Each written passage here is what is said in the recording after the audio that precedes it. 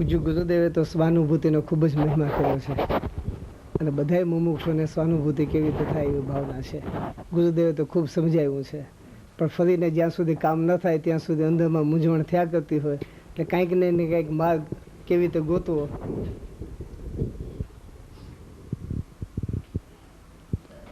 માર્ગ તો ચોખ્ખો ગુરુદેવે સ્પષ્ટ કરી દીધો, પુરુષાર્થ કરવાનો પોતાને. માર્ગ એક જ છે કે ગુરુદેવે કીધું, શાસ્ત્ર બધું એક જ આવે છે કે આત્મા તરફ દ્રષ્ટિ કર, ભેદ જ્ઞાન કર. ભેદ વિજ્ઞાન તો સીધા સીધા એ કે ભેદ જે સિદ્ધ થયા બધા ભેદ વિજ્ઞાનથી થયા, જે નથી થયા એ ભેદ વિજ્ઞાનના અભાવથી છે. માટે તું ભેદ વિજ્ઞાન પ્રગટ કર. ભેદ વિજ્ઞાન એટલે આ વિભાવ ને સ્વભાવનો ભેદ પડે કે આ સ્વભાવ છે અને આ વિભાવ છે. એ સ્વભાવ ઉપર દ્રષ્ટિ કર. હું અનાદિ અનંત આત્મા ચૈતન છું, એના ઉપર દ્રષ્ટિ સ્થાપી દે અને એનું ભેદ જ્ઞાન કરે. હું ચૈતન અખંડ છું અને આ જે વિભાવ છે એ મારો સ્વભાવ નથી. સ્વભાવ વિભાવનું ભેદ જ્ઞાન કરી અને એ સ્વભાવમાં દ્રઢતા કર, એમાં લીનતા કર, એને ગ્રહણ કર અને એને જ પરિણતિ પ્રગટ કર, તો એમાં જ સ્વાનુભૂતિ પ્રગટ થશે. માર્ગ એક જ છે, બીજો માર્ગ નથી. હું નિર્વિકલ્પ તત્વ છું, આ વિકલ્પ મારું સ્વરૂપ નથી.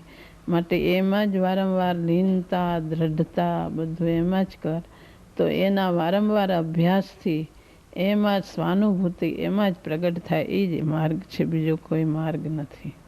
એ અંતરમાં જ માર્ગ રહેલો છે. આમાં સદા પ્રતિવંત બન, આમાં સદા સંતુષ્ટ ને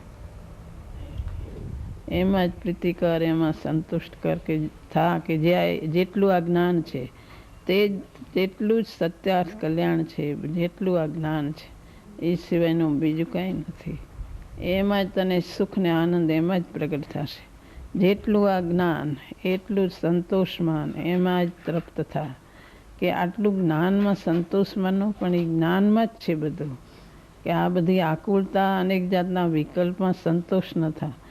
જેટલું જ્ઞાન સ્વરૂપ આત્મા એ જ તું એમાં સંતોષ માન, એમાં તૃપ્ત થાય. એમાં જ બધું છે. કે એટલું જાણવું, જ્ઞાન એટલે જાણવું એમ નહીં, પણ જ્ઞાન સ્વરૂપ આત્મા તે તું છો. એમાં બસ બીજું કાંઈ નથી જોતું. એ જ્ઞાન સ્વરૂપ આત્મા જ જોઈએ છે. એમાં જ તૃપ્ત થાય, એમાંથી જ બધું પ્રગટ થશે. એમાં એમ ન માન કે એ જ્ઞાનમાં બધું આવી ગયું, ભાઈ જ્ઞાનમાં જ બધું આવી જાય છે. તું જ્ઞાયક જ છું ને એમાં આનંદ ગુણ છે, માટે એમાં આનંદ સુખ છે. બધું એમાંથી જ પ્રગટ થાય. એમાં જ તું પ્રતિ દ્રઢ કરતા રહી અને એમાં જ તને અનુભૂતિ થશે. જેટલું આ જ્ઞાન છે તેટલું જ કલ્યાણ ને તે પરમાર્થ સત્ય છે બધું.